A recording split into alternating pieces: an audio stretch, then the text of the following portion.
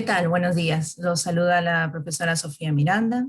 Agradezco a CREDESI y al Colegio de Profesores del Perú por esta gran oportunidad de poder compartir con ustedes parte de nuestras experiencias y conocimientos en torno a un tema en específico. En esta mañana, mi tema versará sobre los desafíos de la educación intercultural en el Bicentenario de la República del Perú. Creí conveniente que para iniciar esta conferencia, este pequeño debate, tenemos que tener en cuenta dos postulados sobre interculturalidad, dos definiciones a partir de una institución educativa como es la UNESCO y una definición según Catherine Walsh, que se ha convertido en una gran pionera de la interculturalidad crítica y que de alguna manera se intenta acoplar a los planes de estudio, sobre todo en entidades de educación superior. Bueno, según UNESCO, interculturalidad se refiere a la presencia e interacción equitativa de diversas culturas y a la posibilidad de generar expresiones culturales compartidas a través del diálogo y del respeto mutuo. Es decir, UNESCO prevalece la idea de una armonía, un diálogo de saberes. Hasta ahí, perfecto. Catherine Walsh reconoce, ¿no?, la interculturalidad como la diversidad histórica étnico-cultural de un país o región y también el atender las demandas de pueblos ancestrales y generar políticas de reconocimiento e inclusión constitucional para ellos. Podríamos decir que hasta cierto punto estas definiciones no son antagónicas y más bien podrían ir de la mano, lo son. Sin embargo, más adelante, como veremos, la interculturalidad que propone Catherine Walsh va un poco más allá de lo que ha venido normando dentro del sector educativo nuestro. Muy bien, para llegar al problema, vamos a mirar brevemente el proceso histórico de cómo se ha visto la interculturalidad en nuestro país. A inicios del siglo XX, hemos de recordar dos puntos muy importantes. Primero, que a fines del siglo XIX, digamos, emerge un concepto sociopolítico de nación criolla que estaba fuera de la búsqueda de identidad nacional. Recordemos que en ese momento los criollos van a bifurcarse, van a tener dos vertientes, una criolla muy americana, muy nacionalista, y otra más bien que seguirá abogando por la lengua española. Y es esta justamente la que va a determinar y va a defender intereses muy específicos porque representaban una minoría dominante. Y en este periodo el menosprecio a las culturas nativas se hace mucho más evidente en un punto crucial, la desvalorización de las lenguas nativas como tales. Sin embargo, a fines del siglo XIX e inicios del XX, cuando sucede el periodo de la reconstrucción nacional después de la Guerra del Pacífico, se emergen otras voces muy reflexivas sobre lo que constituye un Estado-nación. Voces como la de Manuel González Prada, Clorinda Mato de Turner, que intentan hablar de una integración de la población indígena.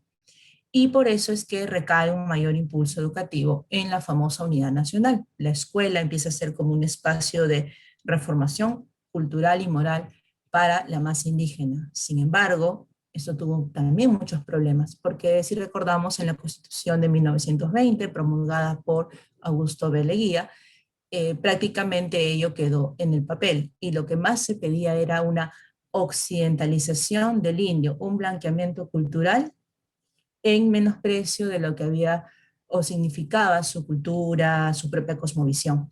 Por eso es que surge una nueva voz disidente, resistente, que va a ser la del indigenismo durante la década del 30 hacia más o menos los años 50. Bien, y justamente por eso tenemos que ir al segundo periodo, la década del 60 y del 70. ¿Qué pasa en estos periodos? En los años 60, los educadores tuvieron un eje común. El indio debía integrarse a la nación a través de la educación. El problema era cómo. Y entonces aquí surgen dos caminos. Uno es el impulso de programas alternativos que en cierta medida tomaron la lengua y la cultura local. Hubo otras más bien que se posicionaron en el sector oficial. Un dato curioso es que los indígenas amazónicos siguieron fuera de la inclusión. Se incluyen sí a culturas predominantemente andinas, pero el indígena amazónico sigue quedando aún relegado. Luego surge la década del 70, ¿no?, tras el gobierno militar de Velasco Alvarado, tenemos una nueva visión de lo que va a significar la interculturalidad, porque increíblemente surgen organizaciones indígenas amazónicas profesionales que están vinculados a movimientos indígenas importantes. Y por eso es que también en ese momento se piensa mucho en los programas de educación bilingüe que había traído consigo el gobierno militar. Y estos programas lo que intentan es reafirmar las condiciones étnico-culturales de estos pueblos.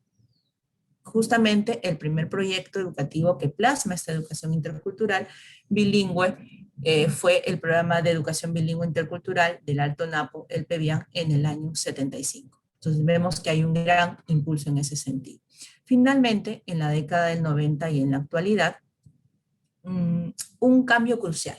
En los años 90, digamos que el sistema educativo se vuelve tecnocrático y neutral respecto a la práctica educativa.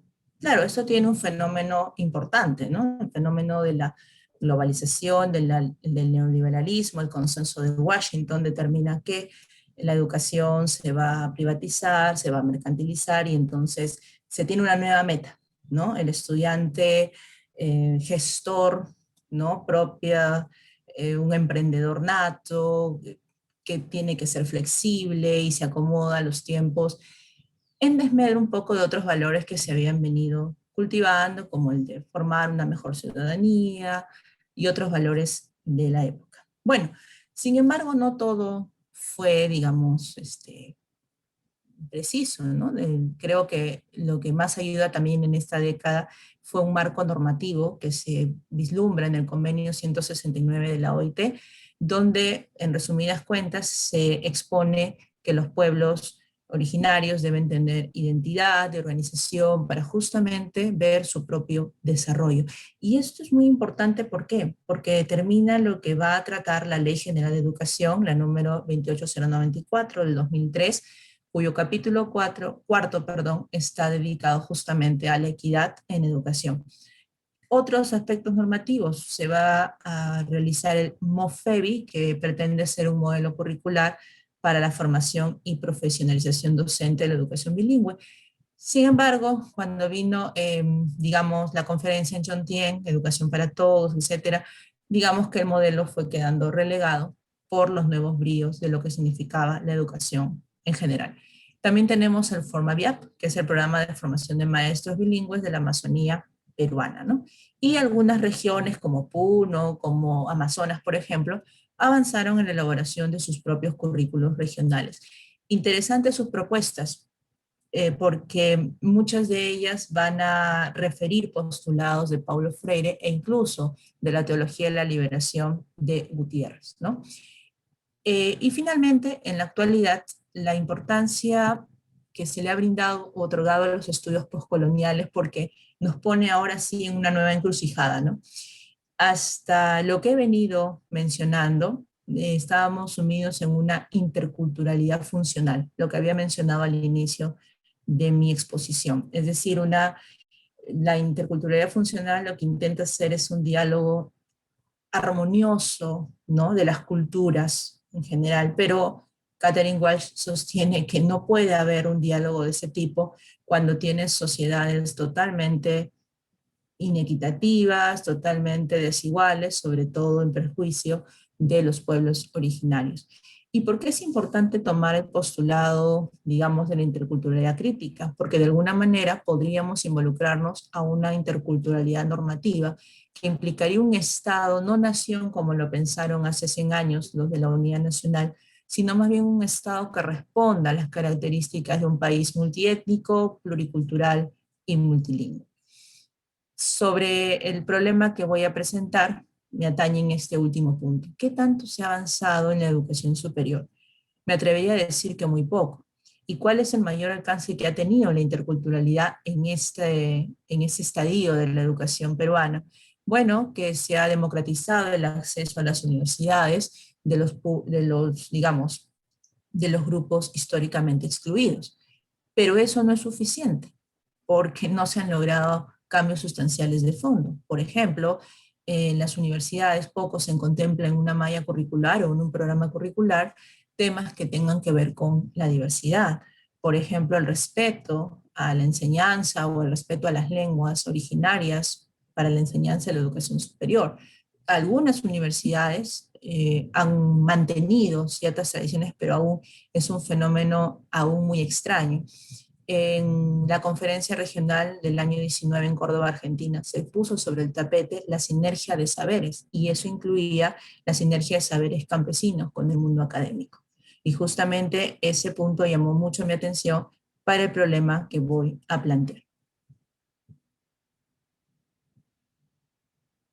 Brevemente les contaré la experiencia que tuve como, digamos, formadora y también como parte del grupo que formó esta escuela taller en Guaypal, Perú, que es una asociación que vela por la juventud y el desarrollo agrario. Bueno, la propuesta de la escuela taller tiene una visión. La visión era la siguiente: formar de alguna manera a los profesionales con competencias que tengan que ver con bases interculturales. El fenómeno, el problema era que muchos de esos profesionales, sean veterinarios o tecnistas, entre otros, ingenieros agrónomos, por ejemplo, cuando tenían que hacer un trabajo de campo, podían hacerlo bastante bien. De hecho, son profesionales, son muy competentes. El problema era que sus habilidades, digamos, para poder compenetrarse en el contexto en el cual trabajaban, eran muy incipientes. De hecho, la universidad no tenía ese tipo de programas. Por eso es que un grupo de profesionales, liderados en todas las carreras, tomaron la decisión de llevar esta escuela taller para jóvenes universitarios que saben que van a trabajar en espacios rurales y que de alguna manera podían hacer un cambio significativo. Entonces, el primer problema que tuvimos fue cómo hacerlo. Y entonces para ellos designamos un modelo base para todos en relación, eh, digamos, a un ciclo de aprendizaje que fuera muy interesante, sobre todo en un aspecto andragógico. Recordamos que estamos formando ya profesionales que están a punto de egresar de las universidades. Entonces, en ese sentido, trabajamos un proceso de aprendizaje mucho más práctico. Si bien es cierto, había que incorporar elementos teóricos para enseñarle a este grupo, digamos, a cómo conectar con digamos, en los contextos de espacios rurales. Lo cierto es que lo más enriquecedor del programa fue que estos muchachos pudieron de alguna manera complementar sus competencias con estas habilidades comunicativas, con las habilidades también de transferencia, de evaluación de una situación en un espacio rural, ¿no? Entonces, para ello pudimos tejer ejes, por ejemplo, de adquisición del conocimiento, cómo enganchar, cómo llevar a la praxis lo que yo quiero demostrar en un espacio campesino o rural. Pero a partir de 2 años de trabajo, ¿no?, de ese taller, nos dimos cuenta de algo, que estos estudiantes que iban hacia estas comunidades traían también saberes propios de la comunidad y que eran necesarios de alguna manera volver a mirar. Y entonces es ahí donde nosotros nos hemos detenido por el contexto de pandemia, porque no podemos salir al campo, no podemos ir a trabajar con muchas personas. Pero lo cierto es que ese es el punto de partida para una nueva iniciativa que tomará mayor forma el próximo año. Este compartir de saberes, esta sinergia entre saber académico y campesino, ¿es posible en estos espacios? ¿Qué necesitaríamos para poder, de alguna manera, tejer y fundamentar mejor esos conocimientos de estos profesionales y cómo sistematizarlos en un ámbito académico? Ya, de hecho, se han trabajado dos propuestas muy interesantes en América Latina, una en Chiapas, México, y otra en Venezuela. Sería muy interesante que la propuesta, digamos, de este pequeño espacio pueda llegar a compartir esos saberes campesinos, pero de qué manera, de qué manera podríamos hacerlos parte del ámbito académico. Y no solo eso, sino que las universidades, o en este caso una de ellas, podría tomar parte o podría adaptar tal vez parte de su malla curricular a este espacio intercultural dialógico. Bueno, y para finalizar, 3 desafíos que me gustaría compartir con ustedes. ¿Cómo lograr la sinergia de saberes en una sociedad como la nuestra? Tenemos que tener en cuenta cuál es nuestro contexto, qué estamos viviendo, de qué manera nos identificamos.